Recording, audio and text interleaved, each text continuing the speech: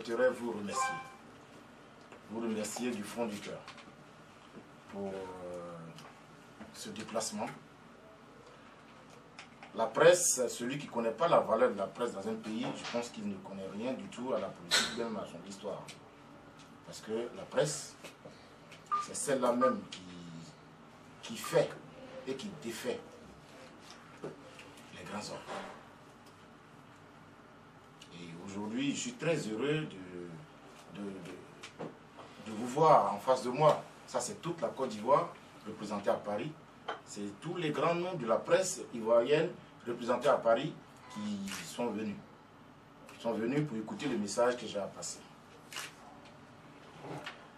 Je tiens aussi à remercier M. Kouan Philippe, un journaliste que j'aime bien pour son talent, bien sûr, pour son talent, et pour aussi sa collaboration avec moi sur le projet. Alors, de quoi il s'agit au niveau de la DPA? Alors, je vais déjà brièvement vous la présenter, cette association. C'est une cellule de réflexion dont les membres sont éparpillés à travers le monde entier. La DPA est représentée un peu partout dans le monde, même en Côte d'Ivoire. C'est une association qui lutte pour la cohésion sociale, qui lutte pour le retour à la paix en Côte d'Ivoire, qui lutte pour une réconciliation vraie. Elle a été créée depuis 2011. Nous avons fait nos premiers pas publiquement. C'était en février 2012 avec Event TV qui m'ont accordé ma première interview qui est encore sur YouTube. J'ai mis du temps. C'est pas parce qu'on n'avait pas quelque chose à dire. Justement parce qu'au moment où on parlait de paix et de réconciliation, 2011, vous imaginez, les plaies étaient encore béantes. C'était pas facile de se faire entendre. C'était pas facile de faire entendre raison à qui que ce soit. J'ai encore cette parole de mon père qui me disait, quand quelqu'un est fâché, laisse-le digérer sa colère avant de venir lui parler. Et c'est ce que nous avons fait. Nous avons pris du recul. Et aujourd'hui, après analyse, nous avons trouvé ce que nous appelons le contrat social. Le contrat social. Un nouveau contrat social avec la DPA, c'est encore possible pour la Côte d'Ivoire. Ce contrat social contient quoi? Avant de vous donner le concept qu'il y a dans ce contrat social, j'aimerais quand même ici rappeler un peu ce qui s'est passé dans notre pays. Mais brièvement, tout le monde sait, mais on ne peut pas parler sans toutefois faire un clin d'œil à ce qui s'est passé dans ce pays. Je ne vous parlerai pas de notre accession au multipartisme, avec tout ce que ça a engendré. Je ne vous parlerai pas non plus du coup d'État de 99, qui a déclenché pour la première fois en Côte d'Ivoire ce qu'on n'a jamais vécu. Je ne vous parlerai pas aussi en large de la rébellion de 2002 qui a divisé le pays. Mais je vais plutôt vous parler brièvement de la crise post-électorale. Parce que nous avions eu tous confiance à ces élections de 2010-2011. La Côte d'Ivoire, dont on croyait sortir de cette crise de 10 ans et plus, au soir du 28 novembre, où, après les votes du deuxième tour, notre beau pays a replongé, mais sans grand saut. Comme si rien n'était fait dans ce pays. Aujourd'hui, nous avons l'ex-président Laurent Gbagbo qui se retrouve à La Haye, avec le patron des patriotes de Côte d'Ivoire, M. Charles Deboudé. Surtout à La Haye, il y a des prisonniers politiques et tout ça en Côte d'Ivoire. Mais nous avons réfléchi. Il faut bien qu'on se retrouve. Il faut bien que la Côte d'Ivoire retrouve son lustre d'antan au temps de Foulouani. C'est quoi la solution? C'est quoi la procédure pour y arriver? Alors nous nous sommes dit, mais dans un village, parce que la Côte d'Ivoire c'est un gros village que je peux appeler un village ivoire. Alors, dans un village, nous sommes tous africains. Nous savons que quand il y a des histoires, quand il y a des problèmes, quand il y a des palabres, le chef du village réunit les protagonistes. Tous ceux qui sont en palabre, les fait asseoir et règle le problème. Alors, si je reviens au cas de la Côte d'Ivoire, qui est un gros village, le village Ivoire, alors, les protagonistes, on les connaît. C'est ceux qui nous ont commandé, qui nous ont géré, qui nous ont gouverné depuis 1990, date à laquelle nous sommes devenus un pays multipartiste, jusqu'à aujourd'hui. C'est ceux-là les protagonistes. Mais la personne qu'on ne connaît pas, c'est le chef du village. Parce qu'on ne peut pas être en même temps acteur et puis être juge. C'est pas possible. Tu ne peux pas être dans le palabre et puis venir juger. Et c'est ça la plaie de la Côte d'Ivoire. On va beau crier, on va beau marcher, on va beau gréver, on va tout faire. Mais tant que ce chef du village-là n'est pas trouvé pour pouvoir faire asseoir nos protagonistes, pour dire voilà ce qui s'est passé dans ce pays, il faudrait qu'on change, il faudrait qu'on tourne la page, ça ne peut pas se faire. Alors, ce chef du village, c'est qui? On ne le connaît pas. Nous, on ne le connaît pas. Mais nous savons juste que ce chef du village ne doit pas être mêlé de tout ce que nous avons traversé jusqu'aujourd'hui. Nous savons que ce chef du village, il doit être quelqu'un de neutre. Quelqu'un qui, depuis 1990 jusqu'à aujourd'hui, il ne traîne pas de casserole, n'est mêlé ni de près ni de loin à tout ce que nous avons vécu, à tout ce que nous avons traversé. Aujourd'hui, dans la politique ivoirienne, il y a deux sujets.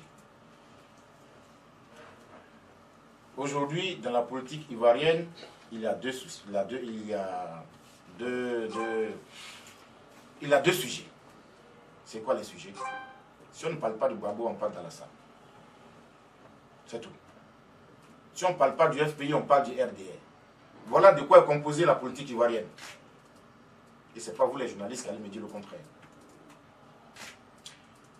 C'est en cela que la DPA a réfléchi et a trouvé ce contrat social. Ce contrat social qui pourra faire sortir la Côte d'Ivoire de cette crise. De cette crise qui dure d'ailleurs plus de 20 ans, presque 30 ans. Et c'est dans ce contrat social, nous parlons de quelqu'un de neutre. Mais d'où il peut sortir ce quelqu'un de neutre? Nous avons nos partis traditionnels déjà en Côte d'Ivoire, le FPI, le RDR, le PDCI. Aujourd'hui, c'est parmi les trois, ça s'échange pour gérer la Côte d'Ivoire. Mais nous disons à la DPA que c'est la complicité de ces trois partis-là, la complicité de Bédié, Gbagbo, Alassane, c'est leur complicité, leur collaboration, la manière dont ils ont travaillé ensemble qui nous a emmenés dans ce que nous vivons aujourd'hui comme crise. Alors, le RDR par exemple, est-ce que le RDR peut réconcilier les Ivoiriens? C'est une question qu'on se pose. Est-ce que le RDR peut réconcilier les Ivoiriens? Et puis d'ailleurs, il y a des questions qu'il faut se poser. Le président actuel, qui fait des œuvres, il construit des ponts, il construit des routes, il nous annonce une économie qui était à 2 chiffres, maintenant c'est à 8% ou 9%, des trucs comme ça. Logiquement, les Ivoiriens devraient être heureux. Mais vous ne me direz pas le contraire. Il y a une bonne partie des Ivoiriens qui boudent son travail, qui, ma foi, refuse son autorité. Et pourquoi? Pourquoi il refuse son autorité? Vous voyez, quand quelqu'un rentre dans votre maison, sur vos yeux, il tue votre père. Il prend possession de votre maison. Il y vit. Il fait de votre maman sa femme. Et il y vit. Ce monsieur, il va vous donner des millions. Il va vous acheter des villas. Il va vous acheter des maisons. De l'argent. Mais je ne crois pas que vous allez accepter son autorité. Malgré tout le bien, tout le matériel qu'il va vous donner, je ne suis pas sûr que vous allez accepter son autorité. C'est ce qui se passe en Côte d'Ivoire. Aujourd'hui, quand on voit le parti du président au pouvoir, qui est le RDR, nous ne sommes pas dans ces polémiques de rébellion, non. Mais dès lors que les patrons de la rébellion, à l'instar du PAN, du président de l'Assemblée nationale qui est Soro Diop, il devient député RDR, on dit les amis de mes ennemis sont mes ennemis. Cet adage, tout le monde connaît. Et donc, pour ça, une bonne partie des Ivoiriens boudent tout ce que le pouvoir fait, parce qu'ils composent avec cette rébellion, qui, sans transition aucune, est venue gérer la Côte d'Ivoire. On nous commande, ils sont là. Ce n'est pas une histoire de pro-Gbagbo, pro-FPI, non, pas du tout. Si, le FPI et tout ça, ils ont leurs problèmes avec, mais cette partie d'Ivoiriens qui n'a rien à voir avec la politique, mais qui a peur du grand, qui a peur du gros, ceux-là aussi, voilà, ils boudent. Voilà. Et c'est pourquoi aujourd'hui, la réconciliation ne peut pas avancer. Alors nous disons qu'avec ça, le RDR fait partie intégrante de cette crise. Le RDR ne peut pas réconcilier les Ivoiriens. Le FPI, qui a vu son pouvoir mis en ballottage depuis 2002 par cette rébellion qui est aujourd'hui, qui marche avec le RHDP, qui marche avec le pouvoir, qui est au pouvoir d'ailleurs, eux, ils n'attendent que leur match retour. Vous ne me direz pas le contraire, ça me... Voilà. Donc, vu tout ça, vu cette façon de voir les choses, nous estimons que le FPI aussi, s'il vient au pouvoir, il ne peut pas réconcilier les Ivoiriens. Bien. Il ne reste que le PDCI. Mais le PDCI, vous savez, la danse qui danse aujourd'hui, c'est le PDCI qui a lancé le son, qui a tapé le tam-tam. C'est un proverbe de chez nous. Depuis l'avènement, depuis la mort de Fouboigny, ensuite avec l'avènement de ce qu'on a appelé l'ivoirité, c'est vrai que c'est un bon concept, hein? C'est un très bon concept, mais la période, l'idée qui a mené à créer ça, et puis les conditions dans lesquelles ça a été créé, nous a entraînés dans ce que nous vivons. Et au-delà de ça, le PDCI aujourd'hui est dans une alliance avec la rébellion, qu'on appelle le RHDP. Eux aussi, ils se sont fait complices. Ils ne peuvent pas réconcilier les Ivoiriens. Alors, qui peut réconcilier les Ivoiriens? C'est pourquoi nous disons que c'est quelqu'un de neutre. Le contrat social que nous proposons aux Ivoiriens, c'est de porter votre choix, de dire à la population, de faire comprendre au peuple de Côte d'Ivoire que pour les échéances futures, de porter leur choix sur quelqu'un de neutre. Je dis bien quelqu'un de neutre. Un indépendant n'est pas forcément neutre. Un indépendant, il peut peut-être, soit on n'a pas, son parti ne l'a pas retenu, et donc il va en indépendant. Bon, on sait au moins qu'il est, voilà. Quelqu'un de neutre, c'est quelqu'un qui n'est imprégné, ni de près, ni de loin de tout ce que nous avons vécu. Ça existe dans ce pays. Il y a des gens qui disent qu'il n'y a pas de neutre en Côte d'Ivoire, mais je suis désolé, il y en a. Mais je les comprends, ceux qui le disent. Ils le disent parce que voilà un pays où nous ne sommes pas maîtres de notre mental, nous ne sommes pas maîtres de notre matière grise, de notre raison de penser. Aujourd'hui, quand tu raisonnes, ce que tes yeux ont vu et que tes oreilles ont entendu, quand tu veux les rapporter, obligé, on te taxe d'être à gauche ou à droite. Et puis, on peut te taxer d'être d'avoir trahi. Vous voyez? Et donc, pour cela, il y a certains qui ne parlent pas, ils sont là. Mais nous sommes des êtres humains, nous avons notre vision, nous avons notre pensée, on peut dire des choses sans toutefois être partisans d'un parti. Mais ça n'existe pas dans nos pensées. Et ça, les politiciens ont savamment travaillé notre esprit à cela. Et c'est ce qui fait la plaie. Sinon, ce quelqu'un de neutre existe quelque part, en Côte d'Ivoire, à travers le monde, il existe. Alors, pourquoi nous sommes convaincus que la seule issue pour les Ivoiriens, c'est de porter quelqu'un de neutre au pouvoir?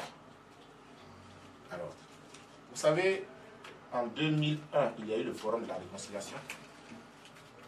À ce Forum de la Réconciliation, où il y avait un problème de Gbagbo, Bédié, Guéhi, Alassane.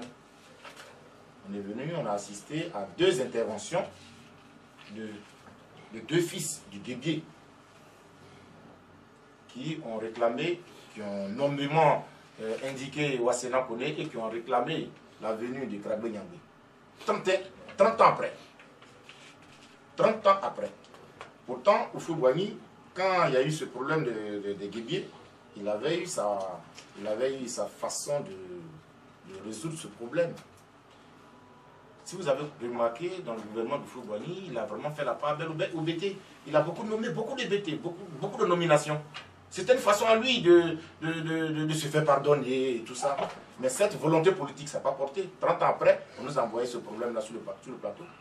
Ça veut dire que si ce problème n'est pas réglé, peut-être les ouais qui ont été calcinés, ces ouais-là, plus tard, dans 10 ans, dans 15 ans, dans 20 ans, eux aussi vont revenir pour réclamer le problème. C'est vrai qu'en politique, on ne résout pas les problèmes, on les déplace. Mais nous, on veut résoudre le problème. On ne veut pas le déplacer. On veut quelqu'un de neutre qui va venir dire au FPI, voilà votre responsabilité, sans que le FPI ait le courage de lui dire, mais toi, tu as fait ça aussi en son temps. Voilà les réalités. Mais, ça c'est le dernier chapitre sur lequel je vais terminer. Alors, mais pour arriver à cela, effectivement, un neutre peut venir, il peut convaincre les Ivoiriens et tout ça, mais pour qu'il soit élu, il faut faire un travail en amont. Ce travail en amont, c'est quoi? C'est les élections. Les Ivoiriens et la culture électorale. Les Ivoiriens ne votent pas. Les Ivoiriens, dans leur grand ensemble, n'ont pas la culture électorale. Alors, je vais vous dire comme ça, pêle-mêle, de toute façon, vous aurez chacun ce contrat social. Alors, en 1995, il y a eu Bédié et Francis Vaudier. Les deux, leur voix n'atteignait pas 2 millions d'Ivoiriens. Et Bédié, à lui seul, il avait 1,6 million. Donc, dans ce grand pays, qui est la Côte d'Ivoire, 1,6 million ont décidé de la vie de ce pays. Que dira-t-on aussi de Laurent Gbagbo? Laurent Gbagbo, le grand Laurent Gbagbo, qui est à la base de la démocratie en Côte d'Ivoire. En 2000, Laurent Gbagbo a été élu avec 1,65 million voix. Même ma région publie, la population dépasse 1,665 million voix. Regardez quand même les chiffres qui décident de qui va diriger un pays. En 2010, c'est vrai, le record a été atteint. Le record a été atteint parce qu'il y a eu 4,5 millions qui ont voté, c'est vrai. Mais après, ça a rechuté. Toutes les élections qui sont venues, rien. C'est pareil. Jamais plus de 3 millions d'Ivoiriens ont participé au vote en Côte d'Ivoire. Ils restent chez eux. Oui, les dés sont pipés, ils vont gagner. Les dés sont pipés, ils vont gagner. C'est ça notre slogan. Ou alors c'est le boycott. Oui, quand on n'est pas content, on boycotte, on reste à la maison. Ceux qui vont voter aussi, on les empêche d'aller voter. Voilà notre quotidien. Il faut enseigner à l'Ivoirien la culture électorale. Et ça, la DPR s'est donné aussi cette mission d'inciter les Ivoiriens à se faire recenser massivement. Aujourd'hui, nous sommes à près de 25 millions d'habitants en Côte d'Ivoire et dans ces 25 millions, on peut dénombrer au moins 20 millions d'Ivoiriens. Alors, de ces 20 millions d'Ivoiriens, si on enlève peut-être ceux qui n'ont pas encore 18 ans, on peut avoir 15 millions, 14 millions. Pourquoi il n'y a que 3 millions qui votent? Pourquoi il n'y a que 5 millions qui sont recensés? C'est un travail qu'il faut faire. Il faut donner la culture électorale. Il faut enseigner la culture électorale aux Ivoiriens.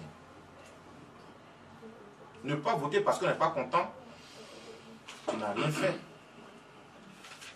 Tu n'as rien fait parce que il faut aller. Le bulletin blanc compte.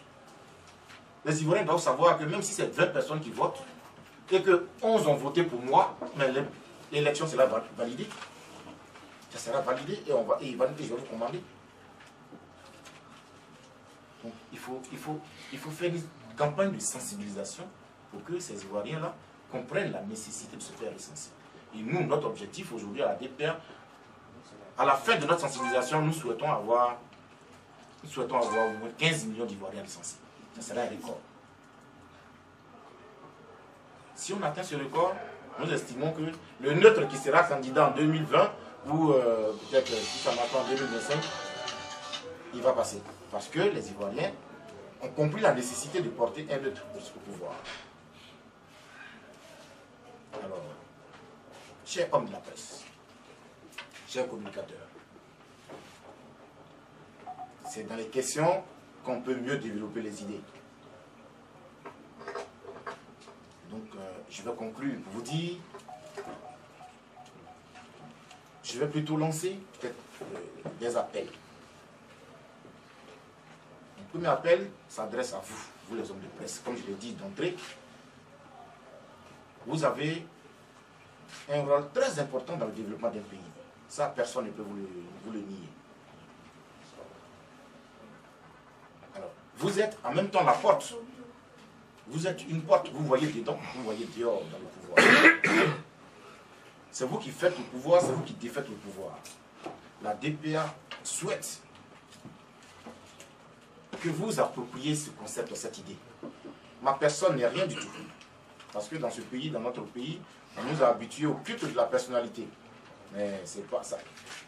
Moi, je préfère que vous appropriez ce concept, ce contrat social. Vous en faites une vraie promotion pour que les Ivoiriens comprennent. Que celui qui est au village, qui va dans son champ, comprenne la nécessité de porter au pouvoir un neutre qui va jouer le chef du village. Mais un vrai. Ce projet-là fera connaître le concepteur, mais ce n'est pas le concepteur qui doit faire connaître le projet. Ça, ce n'est pas notre objectif. Mon deuxième appel s'adresse aux chanteurs, en particulier les chanteurs de Zouglou. Je pouvais dire le reggae, parce que le reggae aussi, c'est une musique engagée. Mais je dis le Zouglou, c'est la musique de chez moi. C'est la musique du terroir. C'est la musique qui nous a bercés. C'est un état d'esprit, c'est une philosophie. Le Zouglou, nous connaissons comment est son impact dans un pays, dans notre pays. Donc, je lance un vivant appel aux chanteurs de Zouglou. S'ils étaient des joueurs, j'allais dire de se mouiller le maillot. Donc comme c'est des chanteurs, ils n'ont qu'à mouiller le micro. De faire cette fois-ci des compositions dans ce sens, pour que le peuple comprenne qu'il faut porter quelqu'un de neutre au pouvoir. C'est la seule alternative. Aujourd'hui, ça peut ne pas passer. Aujourd'hui, on peut ne pas comprendre la nécessité de ce que nous disons. Mais nous sommes convaincus que d'ici 10 ans, 15 ans, 20 ans, on dira, ah non, le jeune homme de la DPR, il avait raison. Parce que ces peuples meurtris, que ce soit le peuple guébier, que ce soit le peuple sans-oui, que ce soit les ouais, c'est des peuples à réhabiliter. À réhabiliter dans leur dignité, mais qui peut le faire? Quelqu'un de neutre. Un neutre au pouvoir, il a beaucoup d'avantages. Parce que quelqu'un de neutre au pouvoir, imaginez, en 2020, quelqu'un de neutre au pouvoir, il n'a pas de parti, mais lorsqu'il y a les élections législatives, évidemment, chaque parti va aux élections à part égale. Parce qu'ils n'ont pas quelqu'un au pouvoir qui a la présidence. Ils vont tous combattre. Celui qui va remporter le siège de l'Assemblée nationale, ouais, ce dernier, ce parti-là, sera le parti le plus implanté en Côte d'Ivoire. Parce qu'il allait jusqu'à ce fauteuil sans compter sur quelqu'un qui est président. Sans compter sur un parti qui est au pouvoir. Ça aussi, c'est un avantage. Aujourd'hui, on a des problèmes diplomatiques à traiter.